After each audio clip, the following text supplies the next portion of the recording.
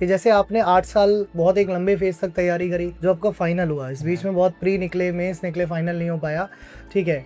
तो अब आप बच्चों को क्या सजेशन देना चाहोगे कि किस तरह से वो तैयारी करें? अब मेरा उल्टा हिसाब था, बच्चों को एडवांस नहीं आता, मुझे एडवांस मैथ आती थी, ज्योमेट्री, ट्रिग्नोमेट्री, और मेरे को अर्थमेटिक नहीं आती थी। फिर मैंने क्या करा, 23 और 24 का ईयर आया, वो मेरा पीक ईयर आया। वहाँ से मेरे एग्जाम निकलने चालू हुए बैक टू बैक, सारे काम हो रहे थे और फाइनल सिलेक्शन नहीं हो पा रहा था। कहीं ना कहीं कुछ ना कुछ, final merit out, physical out, कभी फिजिकल से पहले एक्सीडेंट हो जाना, कुछ हो जाना, मतलब नज़र टाइप का।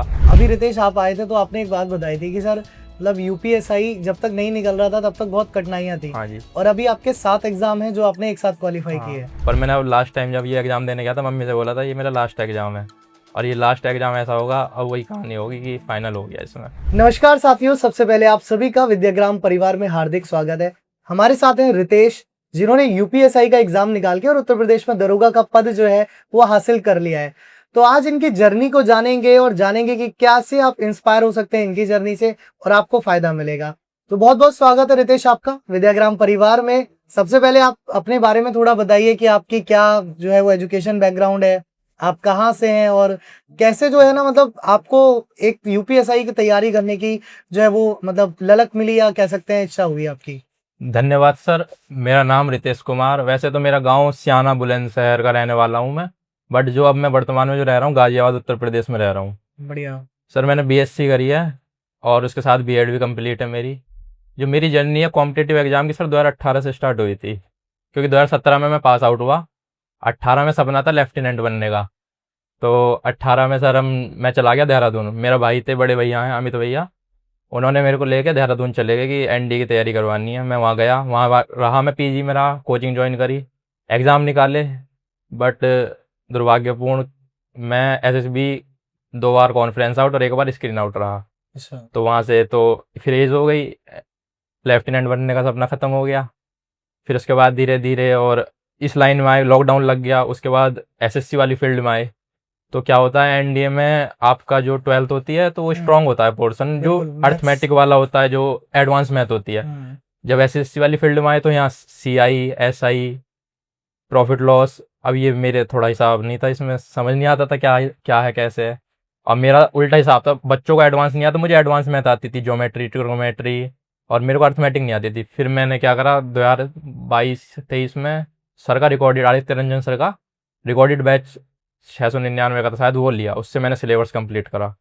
सिलेबस कंप्लीट करके उससे पहले मैं ऑफलाइन कोचिंग में गया। हमारी कोचिंग गाजियाबाद में है, श्रेष्ठ कर गए, श्रेष्ठ IAS आरपी सर की। वहाँ पे मैं, हमारे सर थे आकाश सर, जो वर्तमान में सब इंस्पेक्टर हैं यूपी पुलिस में।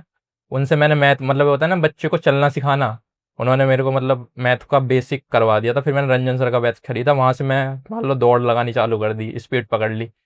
तो फिर धीरे धीरे जो 23 और 24 का ईयर आया, वो मेरा पीक ईयर आया। वहाँ से मेरे एग्जाम निकलने चालू हुए बैक टू बैक, एग्जाम निकल रहे थे, सारे काम हो रहे थे और फाइनल सिलेक्शन नहीं हो पा रहा था। कहीं ना कहीं कुछ ना कुछ, final merit out, physical out, कभी फिजिकल से पहले एक्सीडेंट हो जाना, कुछ हो जाना, मतलब नज़र टाइप का। फिर एक टाइम ऐसा आया, पेपर में भी फेल हो गए, या कुछ बहुत बार होता है, दिन नहीं साथ देता। फिर धीरे धीरे लगे रहे, घर वाले बहुत मोटिवेट करते हैं पॉजिटिव, कि कोई नहीं, हो जाएगा, सपोर्टिव है। फिर अब जाके यूपीएसआई में फाइनल सिलेक्शन हुआ है 2026 वाले में। अभी रितेश आप आए थे तो आपने एक बात बताई थी कि सर मतलब यूपीएसआई जब तक नहीं निकल रहा था तब तक बहुत कठिनाइयाँ थी। हाँ जी। और अभी आपके 7 एग्जाम हैं जो आपने एक साथ क्वालिफाई हाँ। किए हैं। तो ये बहुत बड़ी चीज होती है कि 7 एग्जाम का एक साथ क्वालिफाई करना। इसमें कौन कौन से? एक एनटीपीसी है, सर एनटीपीसी है, फॉरेस्ट फॉरेस्ट गार्ड है, जेल जेल वार्डन वार्डन है, और सर दिल्ली पुलिस है, दिल्ली पुलिस है, और सर सीपीओ है, सीपीओ है, और सर यूपीएसआई तो हो ही गया यूपीएसआई है, छठा, यूपी पुलिस में भी यूपी पुलिस 274 नंबर बनने हैं, 274 नंबर बन रहा है। 137 क्वेश्चन सही क्या है। बात है, बहुत बढ़िया।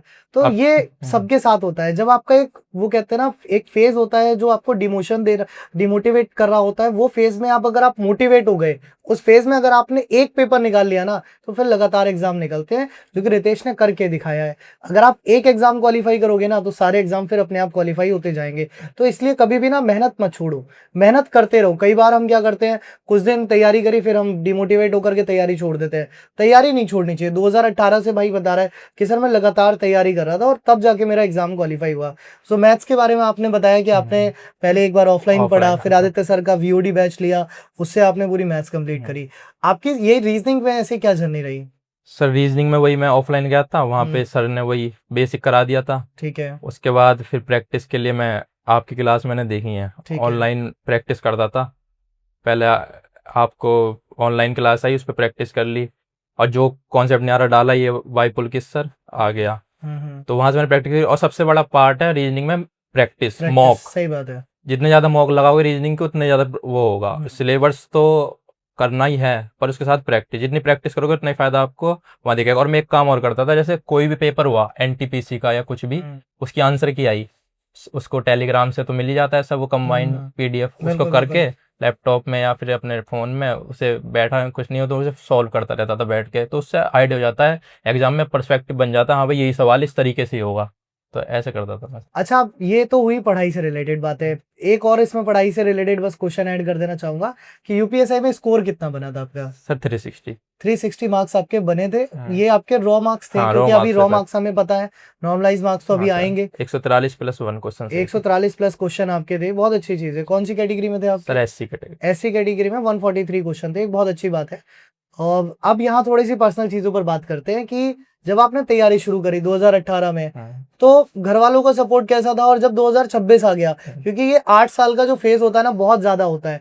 तैयारी करते हुए 1 साल में पेपर निकल जाता है, परिवार वाले बहुत खुश होते हैं। 2 साल में किसी का निकल जाए तो भी, 3 में निकल जाए तो भी बहुत खुश रहते हैं।